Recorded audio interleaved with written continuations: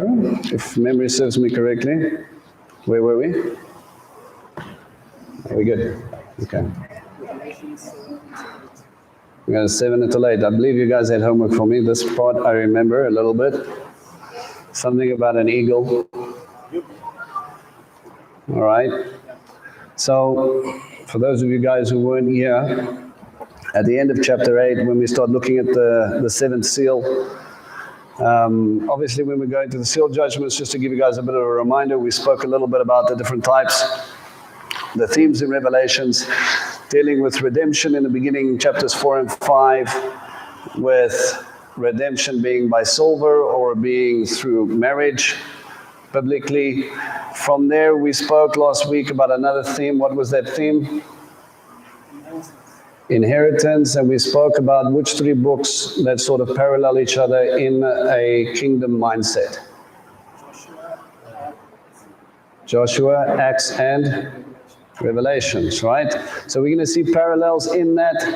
And we got to chapter 8, and then all of a sudden, like it does, we go through the 6 seals, and then the 7th seal becomes more of like an interlude, and then it goes straight into the next set of judgments or miracles as we go through, and we discussed God's heart condition and what He was doing.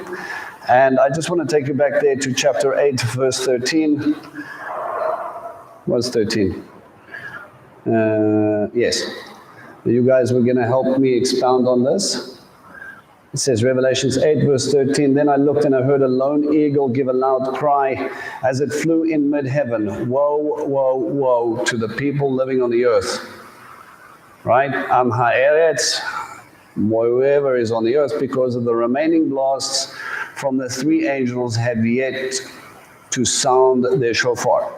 Okay, so we are dealing with the shofar judgments and getting into the last 3. Now, I asked the question, why an eagle? And remember, the Bible is predefined.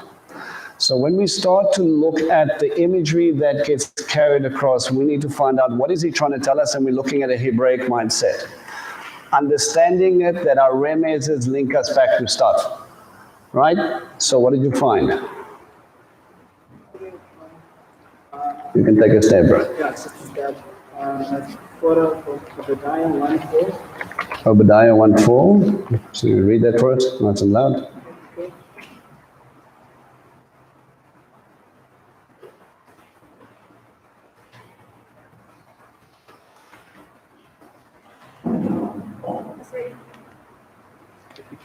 If you beat him there, Obadiah 1:4.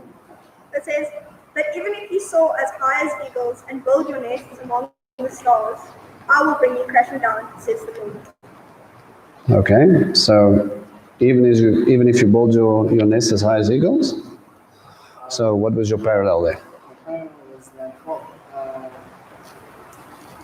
that they're soaring high like an eagle, and it's like Lucifer wants to be high like the Most High God because He's judging them.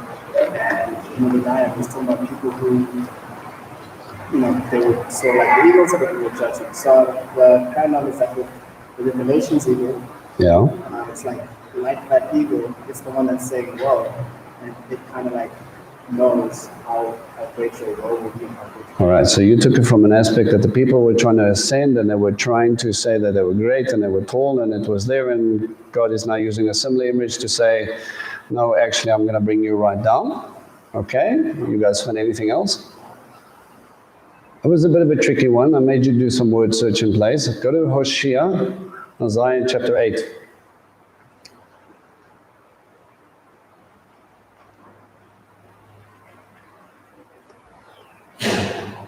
Ooh, bless you.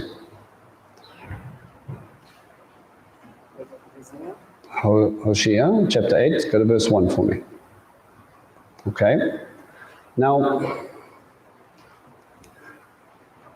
you guys obviously have to dig a little bit deeper and look at your interlinear translations and those things, because you will get a bit of a translation issue when you get into this. So you might look at me daft for the first 5 seconds, but I'll explain. Okay, Hosea 8 verse 1, and I'm going to read from there. It says, "Put the shofar to your lips." What judgments are we dealing with? Shofar judgments. Like a vulture, he sweeps down on the house of Adonai. That word vulture, do you guys have any other translation? Eagle. So why does some translations say eagle? Why do some translations say vultures? All right, it's one of those funny little plays that in the Hebrew word is nesher, okay? It is actually more used for an eagle than anything else, but the context of this is a type of judgment. He's talking about destruction. And vultures have a tendency to swirl around something that's dead or about to die, okay? So Hosea is busy dealing with that, so some translations will lean towards a vulture type, but here, if you pull it from the Hebrew, that can say eagle as well. But listen, if that one who's overlooking, who's sitting up at the top, who's looking down. Let's see if he picks up. Like an eagle, he swoops down on the house of Adonai because they have violated my covenant and sinned intentionally against my Torah. Will they cry out to me? We are Israel. God, we know you. Israel has thrown away what is good. The enemy will pursue him. They make kings, but without my authority. They appoint leaders, but without my knowledge. With their silver and gold, they make themselves idols. But these can lead only to their own destruction. Your calf, Shomran, has been thrown away. My fury burns against them. How long will it be until they are able to make themselves clean? Here is what Israel produces. A craftsman makes something, it's a non-God. A calf of Shomran, Samaria, will be broken into pieces. For they sow in the wind and they reap the whirlwind. The standing grain has no ears, so it will yield no flour. If it does yield any, foreigners will swallow it up. Israel is swallowed up. Now they are among the nations, like a vessel nobody wants. Do you guys get the gist of what's going on here? So there's a sort of a parallel. If God is bringing this, and remember, his heart is to bring what we would call judgment after judgment, opening up these seals. And what are these seals about again?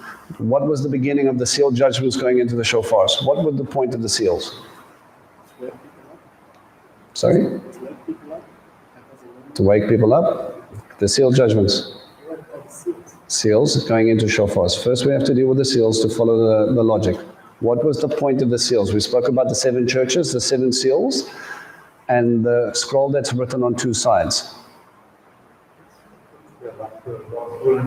Last will and testament. And remember, according to Roman law, you need 7 signatories, right? 4 have to be present. We have 7 churches in the beginning when that scroll gets opened up. And when that scroll gets opened up, we're dealing with who gets the kingdom. Who is going to inherit it? And we saw that it was the Lamb. So the seal judgments is about wake, or you can say wake up, but the whole identity of these judgments is it's God's heart that he wants to destroy humankind just because.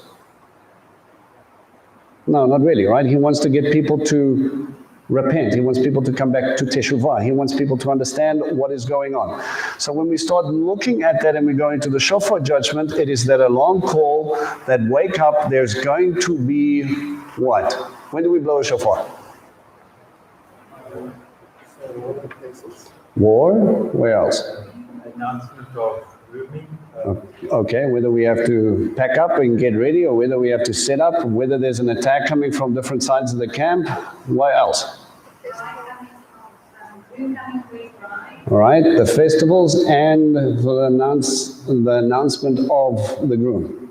Okay, so when we look at this, when we start to understand the heart condition of what God is trying to do, the same shofar, depending on context, can mean many different things for different people, don't you think? Right. So if we see what God is trying to do, we can break this idea up into different categories. 1, come up to me. 2, it's about relationship. 3, for those of you who do not want to, there's a still beat drums of war. Why?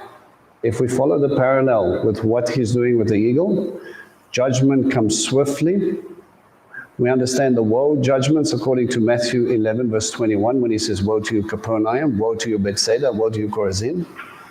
You've missed my point. That we start to understand a narrative that God is going to deal with those who refuse to listen to what he's about and refuse to make teshuvah. Now you're going to see that, so I want you to just plant that in the back of your mind. Like with Joshua, when we saw the parallel, you either understand that what God is doing, just like Rahab, she said, we know that your God is God. We know that this land is yours. And yet there were other people who didn't. We have two completely different responses about what's going on. I want you quickly to go to Deuteronomy 32, verse 11.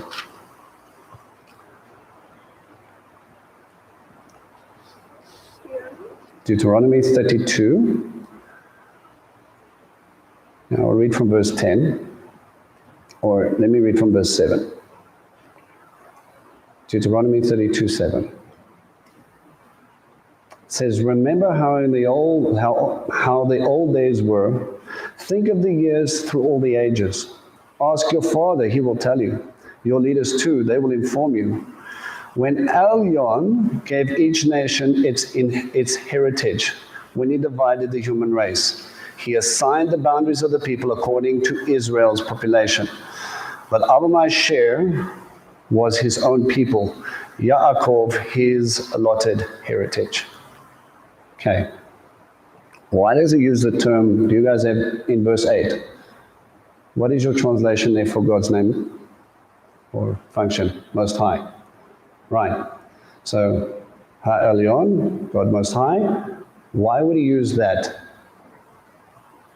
Why doesn't he say Elohim, I created them? We see that right in the beginning, Bereshit 1 verse 1. Why does he use Ha-Elyon or Elyon? Where else do we see someone or a prophet use that?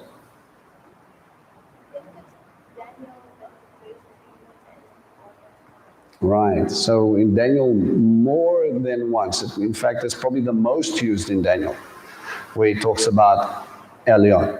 Why does he refer to him in that way?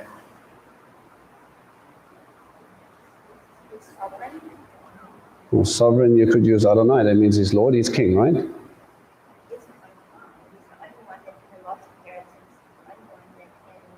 Only a father can allot inheritance. What is it about being Most High? So he could have used Abba, he could have used Avinu, he could have used Melech, he could have used many different titles. Ha-Elyon is a specific type of idea.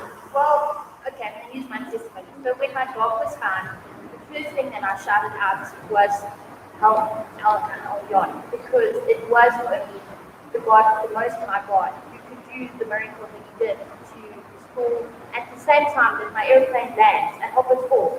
He restores my dog back into property at the same time. So he is the only God that can do the miracles. So I don't know how to describe it, but that's why I do it. You got a personal testimony that you identify with, but what about Daniel? If it says Most High, I would think there must be something that knows. Okay. Means there's more than one. So he's referring to a specific one, maybe yes, When Daniel has encounters, what normally happens to Daniel? No, well, not just the seeing the visions and understanding the dreams and bring in, when he has an encounter with a being, what normally happens to him? This is interactive. Come on, pretend like you've read Daniel.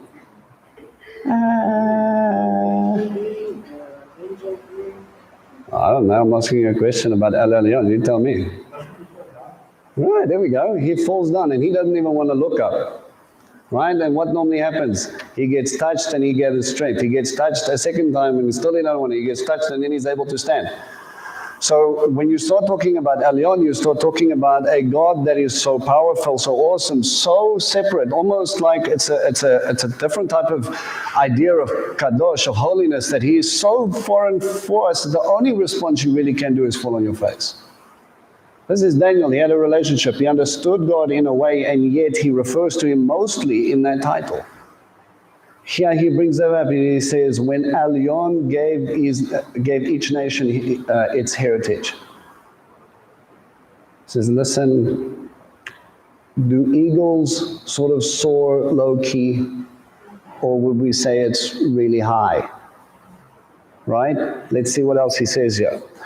He found his people in a desert country, in a howling, wasted wilderness. He protected him and cared for him, guarded him like the pupil of his eye, like an eagle that stirs up her nest, hovers over a young, spreads out her wings, takes them and carries them as she flies.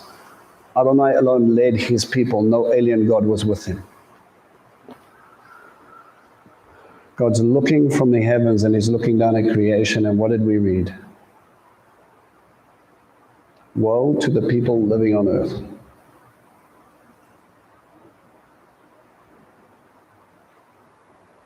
They don't know who he is. They don't know what's going on. All he's telling you is there are woe judgments. And woe is not a good indicator. I want to remind you again, go with me to Matthew 11.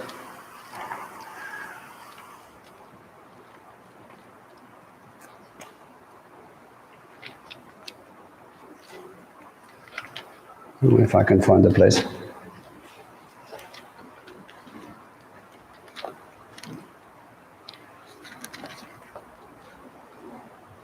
I want you to scan the page and I want you to see if you find anything to do with woes. Oh, from verse 20. All right? And let's see what from about verse 20, whether or not these are good things that people are all happy and everything is going well. Let's understand what a woe really means. Then Yeshua began to denounce the towns which he had done his miracles because of the people had not yet turned from their sins to God. Woe to you, Chorazin! Woe to you, Bethsaida! Why, if the miracles have done to you that they have been done in Sor and Sidon, Tyre and Sidon, Phoenicia, they would have long ago have put on sackcloth and ashes as evidence that they have changed their ways. But I tell you, it will be more bearable for Tyre and Sidon, Tor and Sidon, than for you on the day of judgment.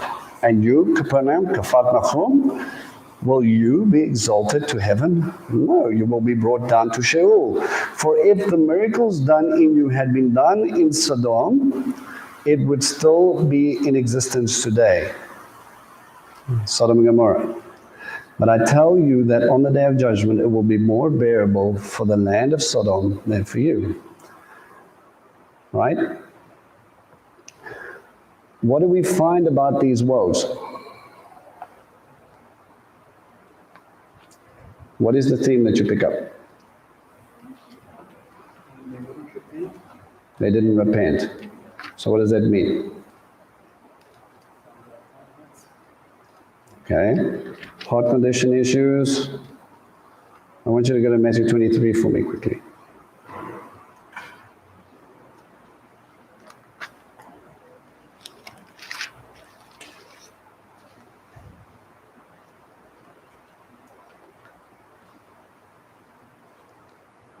All right. I'm going to read through this quickly so we can actually get into chapter 9, but obviously this sets up what we're going to be discussing. Then Yeshua addressed the crowds and his Talmidim, the Torah teachers and the Pharisees, and he said, sit in the seat of Moshe and Moses. Say whatever they tell you, take care to do it, but don't do what they do, because they talk but don't act.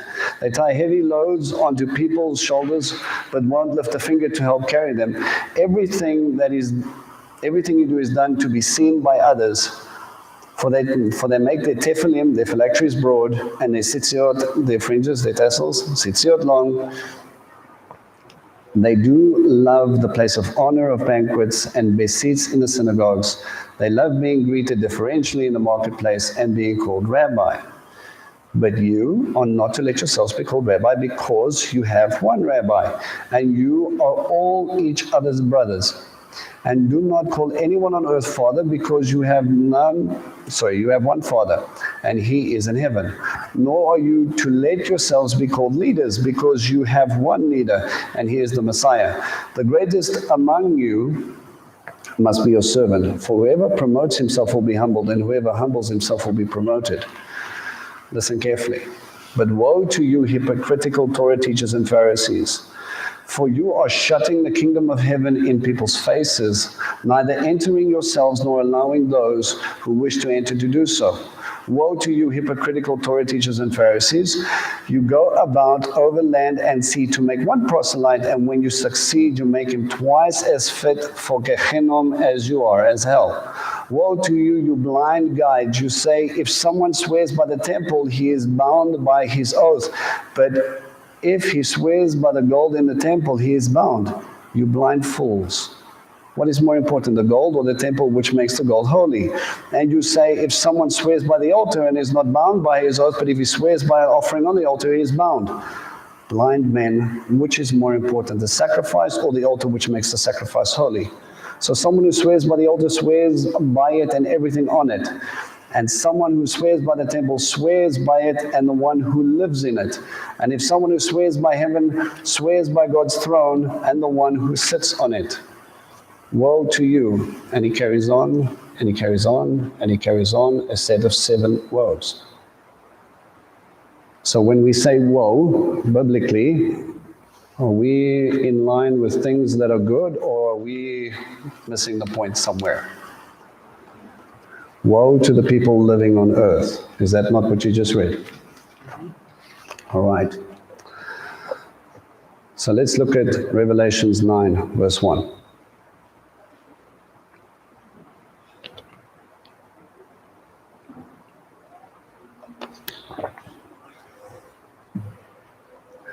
The 5th angel sounded the shofar, and I saw a star that had fallen out of heaven onto the earth, and he was given the key to the shaft leading down to the abyss. He opened the shaft of the abyss, and there went up from smoke the shaft like the smoke of a huge furnace. The sun was darkened, the sky too, by the smoke of the shaft. Then out of the smoke of the earth came locusts. They were given power like of scorpions, that scorpions have on earth. They were instructed not to harm the grass of the earth, any green plant or any tree, but only the people who did not have the seal of God on their foreheads. All right, let's pause there for a second. Help me understand this. So, what happens? What is the abyss? What is the abyss? The ocean? No, that's a yam. It's a never ending. Okay, when you do a bit of word study on this, it actually means a bottomless pit. It's just a big hole. Okay? So don't over spiritualize it. We get to the place where we're trying to see that there is. Let me just pause here for a second. In many ways, when we study the scripture, specifically Revelations, we start to look in a very Greek mindset. Okay? Remember the difference between a Greek mindset and a Hebraic mindset. What's the difference?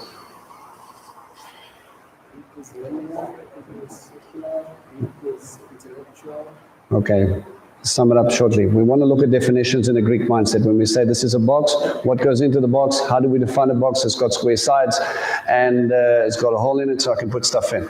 And that makes sense to me because I can identify it. Okay? But when I start to try and figure out, when I look from a Hebraic perspective, what am I going to do when I start talking about the box? Function. What is the point of the box? Not what is the box and how to identify it. It says, well, you have that funny square thing. What's supposed to go in it? So they want to know how it relates to them. Okay? That's why we have things like the Lord is my shepherd, because it's about function. So when John, who's sitting here in the 1st century, trying to explain what he's going to see, so our time and on, he's going to try and use imagery to help you understand this in a functional sort of way. Okay? So we're obviously going to be chasing a little bit of remezes down to link back to try and understand where else we saw this, but at the same time, we are going to try and figure out what is the function. I do not want you to sit here trying to imagine what this thing's supposed to look like. Once you read the description, it's simple. You're probably going to run in the opposite direction. You're not going to ask questions. Right? But once we get past it and we start to identify what this thing is supposed to do. Okay, so what is it that came out of the abyss? Okay, locusts. And what were they commanded to do?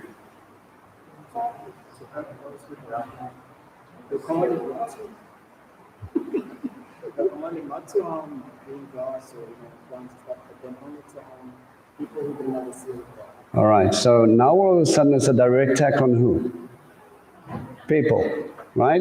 Okay? Anyone who does not have the seal. And the only people that we've really seen that has been sealed on earth is who? 144,000 from what we can see in the text. Okay? So we have a group of people that are sealed, that are protected from everything that's going to happen. Now at the same time, when we look at the previous sort of the seal judgments and so on, were they directed at humans mainly, or were they indirectly an attack on humans?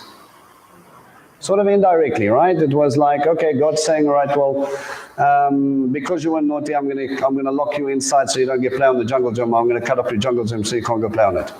Should make you sad. Should make you think about what you did wrong. Should make you consider your ways and then go, okay, Daddy, maybe I got this wrong. Let me fix up. But when your stubbornness goes to the next level and you don't get it, then what happens normally with a parent? You have a conversation and you kind of communicate very strongly I'm on camera. Very strongly your opinion, right? So you start to up the force. Why? Because you want to protect them. You want them to get the understanding. You want to keep them safe. Okay? So God here again is starting to go, all right, you missed the famine. You're missing the point of all these other things. So now I'm going to go for you directly. Let's read what it says from verse 5. The locusts were not allowed to kill them, only to inflict pain on them for 5 months. And the pain they caused was like the pain of a scorpion sting. Okay, let's pause there. So he says these guys are going to be like a scorpion. There's going to be a poison. Let me ask you something. Why not 4 months? Why not 3 months, 6 days, and 22 hours? Why not 6 months?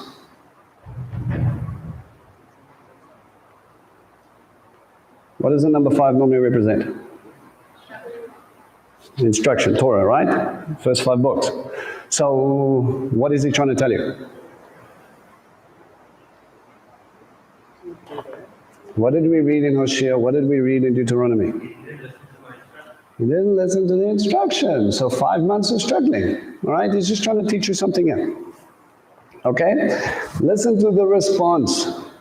In those days, people will seek death, but they will not find it. They will long to die, but death will elude them. What happens when children do not get their own way? Do they stick close to mommy and daddy, or do they generally want to run away from it? I'm not talking to you now. It's kind of difficult to do that when God is in control, right? So now he's giving you a punishment, something's stinging, you wish that it would just disappear, but what are we trying to get rid of? Consequence. Humanity is really good at ignoring the sin and try to shift the consequence. Remember our sin cycle, right? You're happy, smiley face. That's you at the top. And then we start to go down. You make a mistake. You go against what God said is right and wrong. Right after that, God brings consequence in your life. Why does he do that? Because he wants to adjust you a little bit to get back on the path. You get the consequence. You make teshuvah. Teshuvah brings you back to smiley face. That's the way it should work, right? How many of you have realized in people's walk that we go smiley face, sin. When we get to consequence, we want to cross out the consequence. That's the problem, is that I got caught. No, the problem is that you thought it was okay. No, next time you're not going to get it. Except we can't do that with God. You might be able to get away with it with people, and eventually God's going to go, listen, I know what you're doing. Yeah, but you don't know how it feels. Ever heard that wonderful term when people start to justify their sin? They don't want counsel, they want you to tell them they're right for acting in the wrong manner. Ever deal with that? And then he called me a no-no, and then I punched him. I was right, hey? It was wrong what he did, but your response was the wrong. So why don't we talk about your action, and then we can deal with how you respond to people like that. And we get stuck in this never-ending cycle of justifying our sin and why the consequence is unfair. God's looking at you, and I see a loving father again begging his children to wake up. He could have struck them down dead, and yet he doesn't. What did Messiah say to the lady who was, remember that mock trial, that fake setup scenario where he spoke to the lady who was apparently caught in committing adultery? He says, where are your accusers? Go and sin no more, or something worse may happen to you, yes? He says, you think you've got a problem now. You were really nervous with those guys. And he didn't say you weren't caught in committing adultery. We spoke about this. There were many, many, many wrong things about that setup. But he looks at her and he deals with her sin. And he says, you're worried about their response. Be careful. God is the one who you're going to stand before. Repent now before you have to face the judge. Stop now so that you can be saved. And this is what God's doing. How many times do people wake up? If Corona has taught us anything, is that people panic when they realize they're not in control, and when they're not in control, they normally run to someone who is, or they get really depressed. I was greatly encouraged to hear that Bible sales went through the roof before lockdown periods happened. And I went, Father, if this is what it takes to get their attention, your will be done. If they need to lock themselves in a room for the next 3 weeks and read your Bible just to acknowledge that you're real, if this is what it takes to stop and interrupt their plans, their goals, their lives, I'm on board. You see, if we understand these things from a heavenly mindset, what is God trying to achieve? That's what we're going to bring them in. Verse 7, it says, now these locusts, now this is where things get fun. They looked like horses outfitted for battle. On their heads, they looked like crowns of gold. Their faces were like human faces. They had hair like women's hair. Their teeth were like those of lions. Their chests were like iron breastplates. And the sound of their wings made was like roar of many horses and chariots rushing to battle. They had tails like those of scorpions, with stings in their tails, and in their tails was the power to hurt the people for 5 months. They had a king over them, the angel of the abyss, whose name in Hebrew is Abaddon, and in our language, destroyer. Some translations will say Apollyon in that little context. All right. How many times did I say it looked like? Okay. What type of figurative expression are we saying here? Is this is what he looked? It was 100%? Or are you saying, trying to help you identify what this guy was about? Yeah, he's trying to describe it to you, but the only way he understands that this thing has got poison and it hurts him, and there's like a scorpion. Because why? Because John comes from Israel and there are lots of scorpions in the wilderness, and you're not going to be comfortable if one of those sting you. So how do I describe that? Well, you get a scorpion sting and then you go to hospital, or you lie in your bed for a really long time and you're not happy. And what does it mean to have teeth like lion? Yeah, I don't know. Have you guys got this image in your head with a locust that comes up with a really big thing and long flowing hair? Teeth like lion. Okay, what normally happens when a lion smiles at you? Yeah, he's hungry. Things generally fall to pieces when a lion smiles at you, right? He's going to destroy you. He's going to devour you. He's going to rip you from limb to limb. Except this one is more dangerous with the poison. Okay, he is limited in what he's allowed to do because this is what God is saying. Now we have many great theologians that will sit down and start to talk to you about Apache helicopters and all types of things. I'm not that brave. What we need to understand is that, let's try and look at the imagery and see. It looks like it's armor plated. It's got a gold crown. What does that mean to me? You get a couple of different types of crowns. You've done the study. Which one is this? A diadem or a Stephanos? Yeah, this is the part where you pretend you looked it up. What is a diadem crown? It's a ruler's crown. What is the Stephanos? A victor's crown. This is a Stephanos. So there's something that's got victory. Remember, like in a game, it is gold, a symbol of righteousness. This is coming from God. It has the face of a human, so it's kind of like a man, but it's got really long hair. Teeth like lions, chest of iron breastplate, wings that made noise. And the tail, that's where the problem was. Don't get focused on the teeth, watch out for the tail.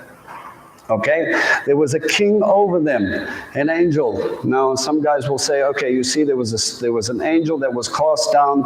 It was a star, and Hasatan is also called a star, so therefore this is the enemy, this is not. Okay, he's only going to pitch up a little while later. So this is about God trying to get the attention of people. And then he goes, the name of this king is, and the word king here is quite interesting. In the Greek, it's basileus, all right? Someone who has jurisdiction over creation. So he has been given authority over creation here. This title is even used as if it was given to Christ, but this isn't him. And he's called destruction or ruin. And Apollyon means cause to perish. Where do we have those sort of an image where the destroyer will come? Pesach. There's a death problem we have, but this one is not allowed to kill. Okay, so our first woe is really, wake up, you've missed the instruction, something with poison is coming in. The first woe is past, but there are two woes to come. Verse 13, the sixth angel sounded his shofar, and I heard a voice from the four horns of the gold altar before God. We spoke about this altar already. What is the four-horned gold altar? Where is it used for? It's the incense altar. So again, from the place of petition, intercession, from the place of prayer. Okay? Saying to the sixth angel, the one with the shofar, release the four angels that are bound by the great river Euphrates. And they were released. These four angels had been kept ready for this moment, for this day and this month and this year, to kill a third of mankind. And the number of the cavalry soldiers was 200 million. I heard the number. All right, so we can go on a few really strange tangents about over-spiritualizing these four angels and why they stuck in the Euphrates River and why were they bound there. And we think from a Greek mindset of they've obviously were naughty, so we bound them and we put them in the river until the time of destruction. When they get released, they're really grumpy at man because they probably did something to man, so God put them away.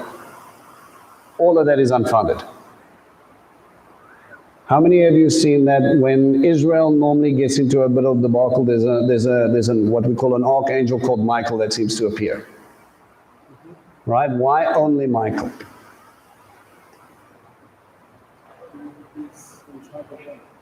All right, so it seems to be a bit of a, and again, there's very little biblical basis for this, but let's follow the logic.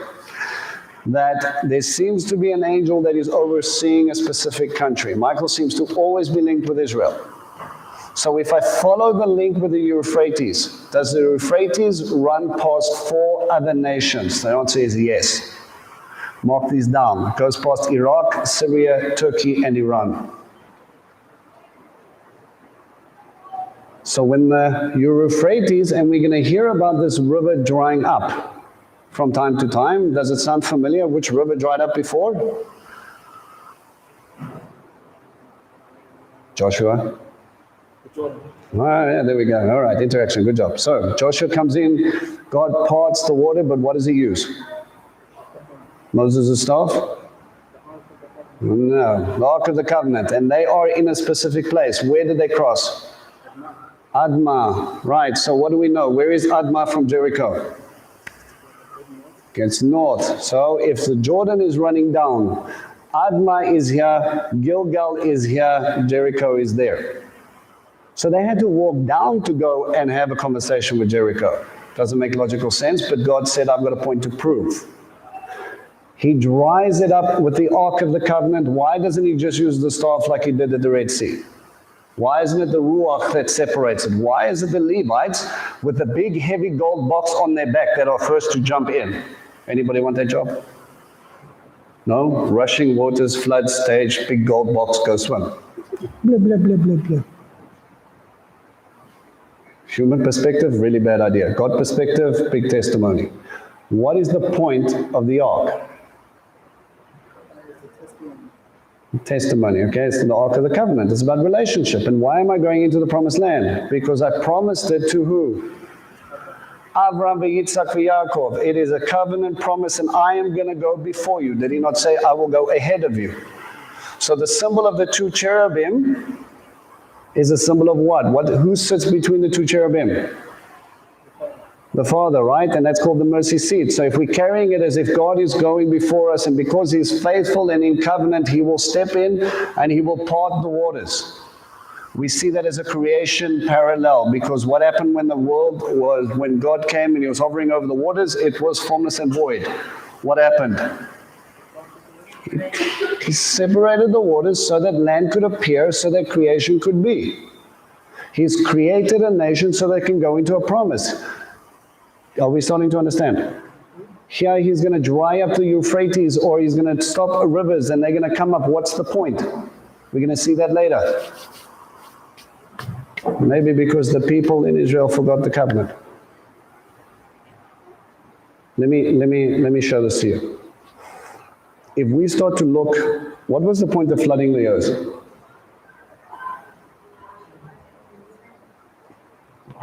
Wash away the sin, so you go to a mikvah, okay? A baptism of sorts.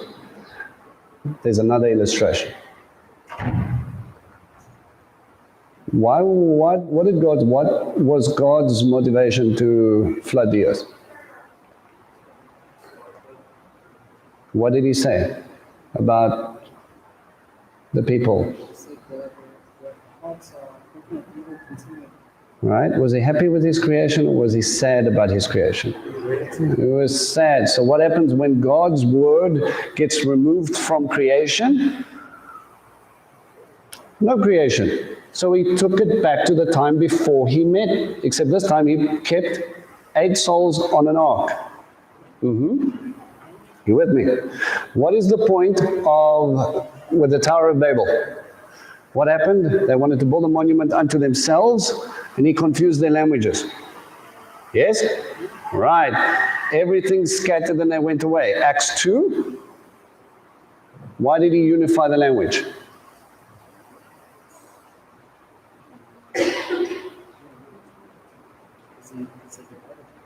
Because He wanted to. Good answer.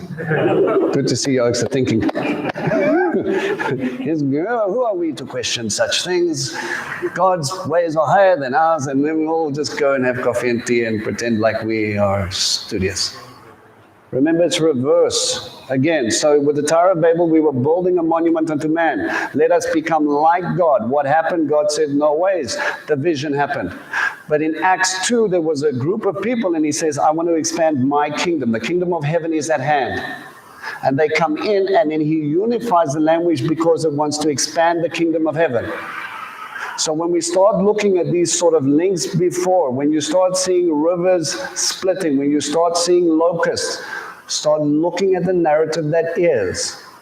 If you are not going to keep covenant, if you're not going to acknowledge that I'm God, if you're not going to walk in my ways, if you are going to be in rebellion and ignore my instruction, whether you're in Israel or whether you're worldwide, we're going to have a problem, because all of creation is part of His instruction. You cannot remove "and God said" from your theology when it's holding everything in creation together. Are you with me?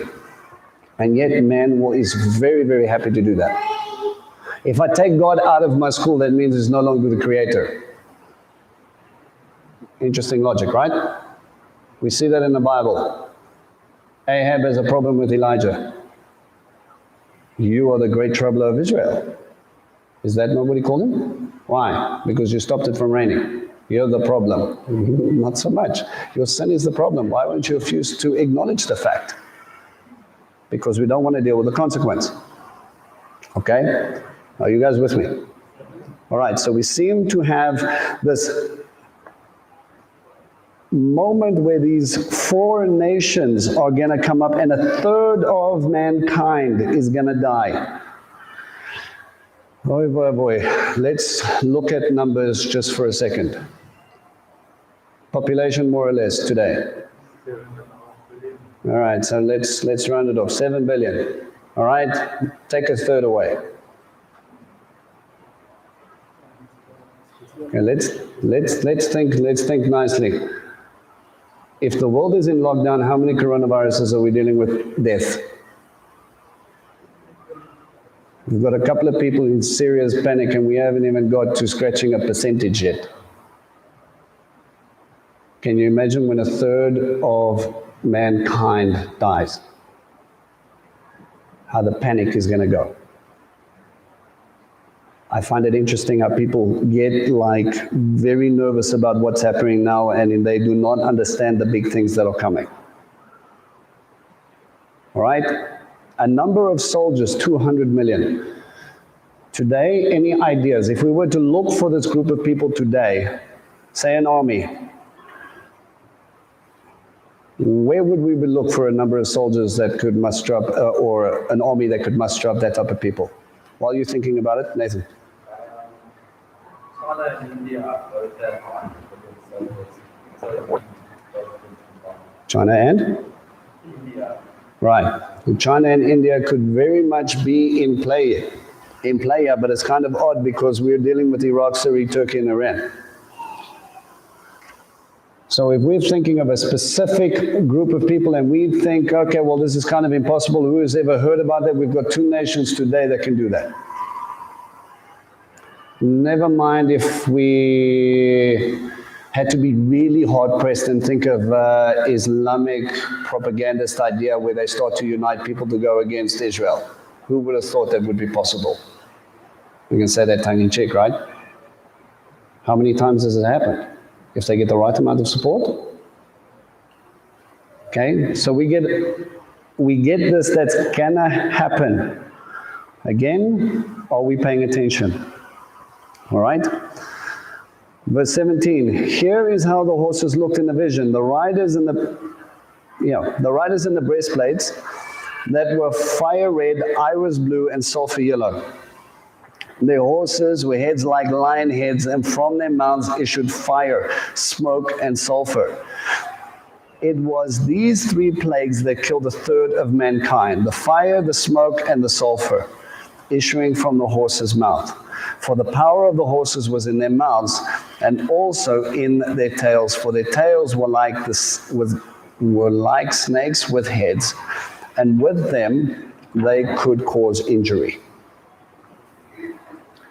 All right, so we can speculate until the cows come home about what that's supposed to be.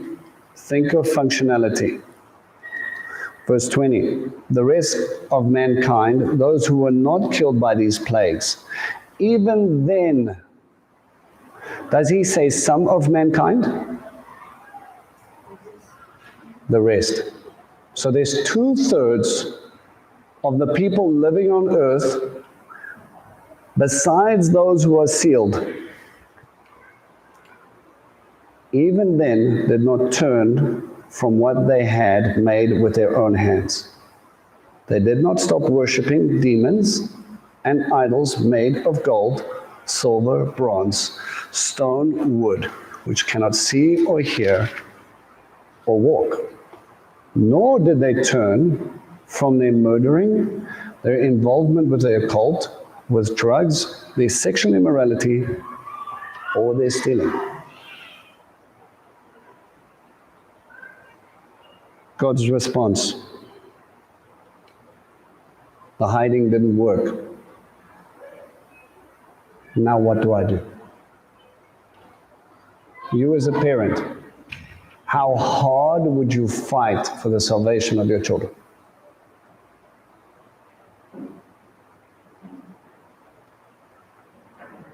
You see, there's a theme. There's a theme to this narrative.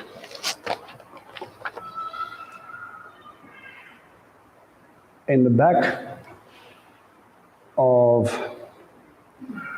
this book. Just like with the redemption with Ruth and Boaz, just like the redeeming of buying back someone for the shekels, bringing them back into the Father's house so they can be safe. Just like this inheritance of a place where you're going to be, but you're going to be there because you're in covenant with God. There is this battle that's taking place.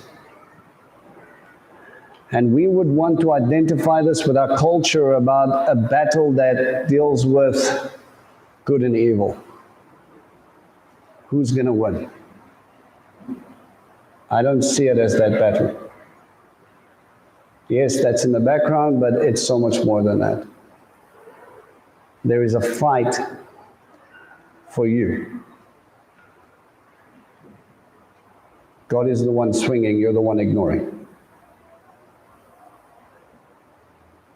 You're the one making excuses. You're the one who's justifying the sin and actually enjoys it, but just wants to get rid of God so you don't have to feel guilty about it. I've often come across a situation where I find myself fighting for the person's salvation where I'm fighting harder than they are. Sitting in marriage counseling, I'm the one fighting for their marriage harder than they are. Why?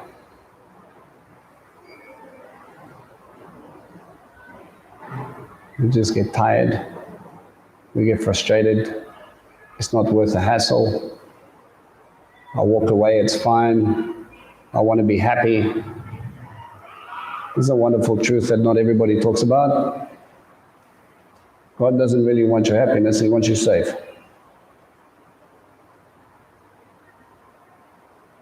He would rather have you unhappy and safe than happy and lost.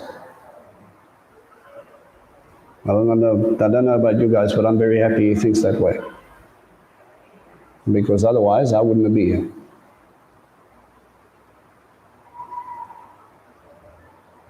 We need to understand this.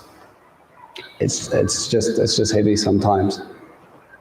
That when you look at Revelation and we start to get panicked about what's going to happen and what this locust is going to look like, and they're going after all of these ifs and maybes, and it's volcanic eruptions and meteor showers and it's funny locusts, and we take God completely out of the equation.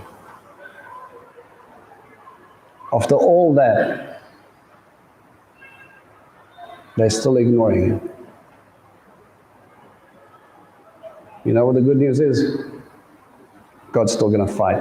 Chapter 10. Next I saw another mighty angel coming down from the heaven. He was dressed in a cloud with a rainbow over his head. His face was like the sun. His legs were like columns of fire. And he had a little scroll lying open in his hand. Okay, let's pause. Why dressed in a cloud? Why not dressed in white? Or could it be the same? I'm going to leave you with questions. You go look. Rainbow over his head. What does the rainbow represent to you? Covenant with what? Covenant with? All of creation. Okay? Over his head, and his face was like the sun. What does the sun represent to you? Light. Straightforward answer. Do we see rainbow-colored anything with pure light pop up anywhere else in Torah?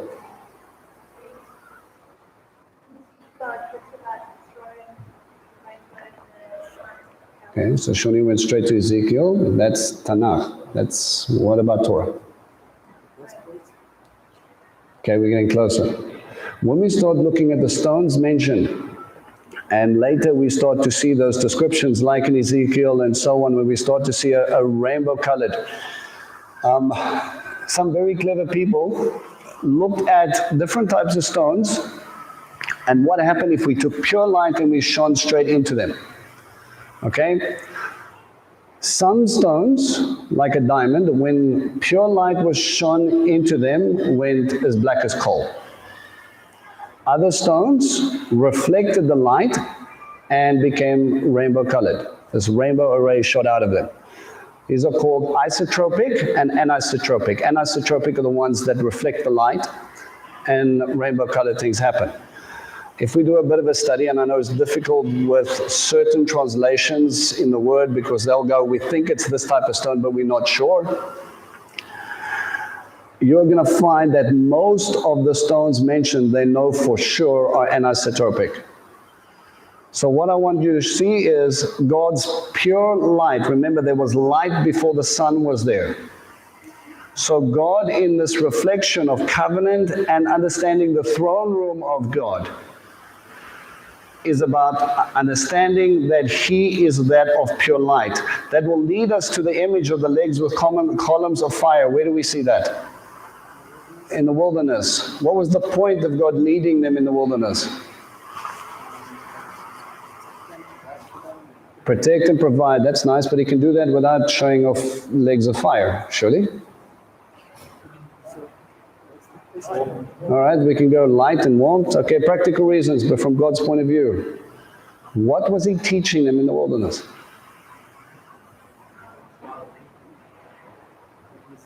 Remember, we saw that He could conquer the gods of Egypt. He beat the gods of Egypt. He is God, but now we start to learn about who He is to us. So part of it is, He's my provider. Part of it is His light. Part of it, He's the one who goes before me. He is my shepherd. Part of it is taking me through that narrative. But remember, this image gets carried all the way through to the Mishkan. All the way through, or not to the Mishkan, sorry, to the temple. The design of the two bronze columns that come down near the entrance. What were those two bronze columns called? Yakin and Boaz. And what does Yakin mean? I will establish. Boaz means in his strength. If we break the two up, I will establish Boaz. How did we establish Boaz? With a betrothal to a Gentile lady, a Gentile bride who later became the family lineage of Messiah himself. If we were to split it, I will establish in my strength. What will He establish? His house, the kingdom on heaven. So what are we seeing here? God's bringing pure light in and He's establishing His throne on earth, whether you like it or not. You with me? And then we see this little scroll lying open in His hand. He planted His right hand, his right foot on the sea and left His foot on the land, His left foot on the land. And He shouted in a voice loud as a roar of a lion. And when He shouted, 7 thunderclaps sounded with the voices that spoke. When the 7th thunder spoke, I was about to write, but I heard the voice from heaven say, seal up the things. The 7 thunders said, do not write them down. Okay, why has He got a right hand in the sea and a left foot on, right foot on in the sea and left foot on the land?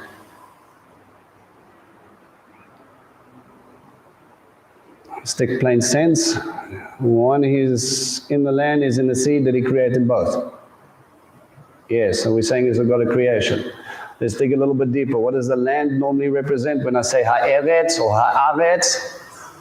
I'm talking about Israel, and when I'm talking about the sea, I'm talking about the nations, the goyim. So He's saying, I'm the God of creation, I'm the God of both Jew and Gentile.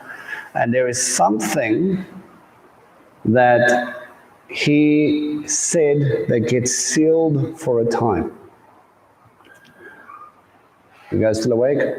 Got like a couple of more minutes. Don't fall asleep on me yet. Then the angel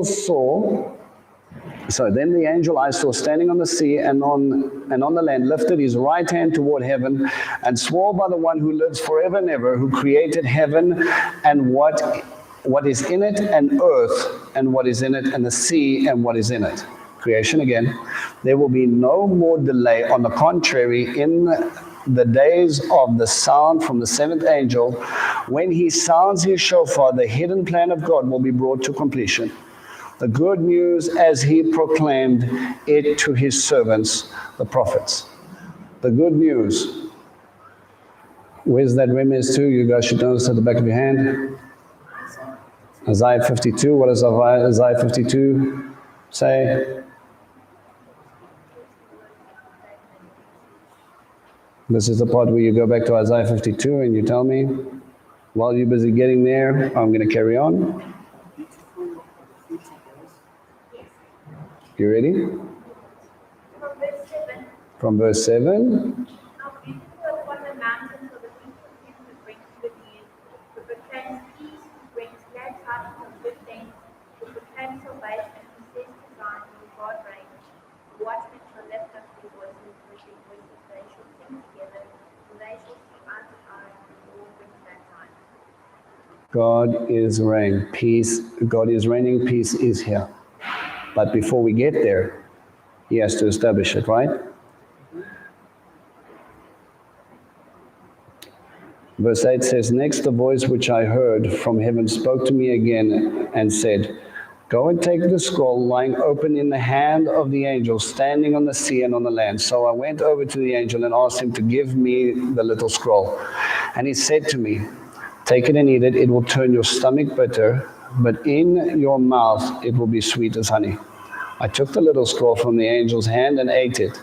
And in my mouth it was sweet as honey, but after I swallowed it, my stomach turned bitter. Then I was told, you must prophesy again about many peoples, nations, languages, and kings. For next week, I want you guys to go and chase down Jeremiah 15, Ezekiel 3, and Daniel 12. Jeremiah 15, Ezekiel 3, and Daniel 12. Okay, look at the context. Look at the scrolls. See what is going on around them. And Daniel 12 should be particularly interesting to you because that's where he talks a lot about end times. See if you can see anything about eating a scroll that will be sweet and turn the stomach bitter, and figure out why. Look at the context and who he's writing to and what their heart condition is. Okay? And we'll start off with that next week. All right. So, if you have questions, I'm going to politely ask for you to hang back. My wife has asked me nicely to finish on time. So, I'm going to.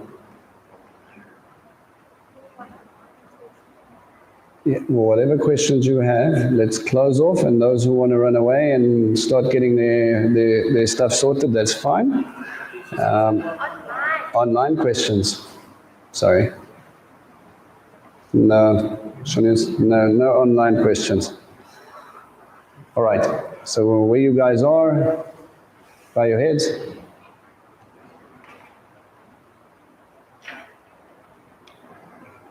Heavenly Father, Lord, we just want to thank you again that we can just come together as family. We thank you for your love and your guidance, Father, and we thank you for your word. Father, we pray that as we just continue to go out and celebrate, Lord Father, and bless Donnie and Lulu as you prepare them, Father, for the commission that you've given them. Father, that we would be able to fellowship well, that we would just enjoy this time with them, Father, and we just thank you for this time with them. We thank you for the impact they've made in our lives, and we thank you for what you are going to do through them so that they may reflect you, Father, so others may give you glory. And we just thank you for that blessing. In Yeshua's name we pray. Amen. All right, just sit for 2 seconds.